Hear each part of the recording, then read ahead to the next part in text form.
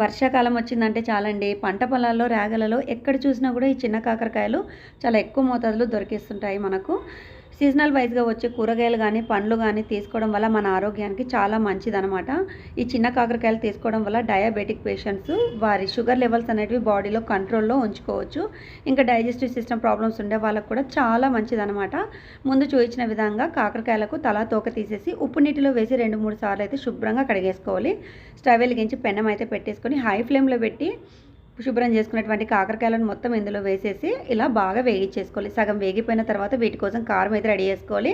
వెల్లుల్లి రెబ్బలు, తగినంత ఉప్పు, కారం వేసి ఇలా వెల్లుల్లి కారం అయితే ప్రిపేర్ చేసుకోవాలి. ఇప్పుడు వేగిపోయినటువంటి కాకరకాయల్లో కొద్ది మోతాదులో నూనె అయితే వేసేసుకోవాలి.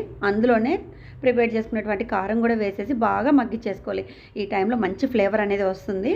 ఈ సీజన్లో జలుబు చేసిన వాళ్ళకు కూడా నోటికి చాలా రుచిగా ఉంటుంది. వీడియో నచ్చింటే లైక్ చేసేయండి.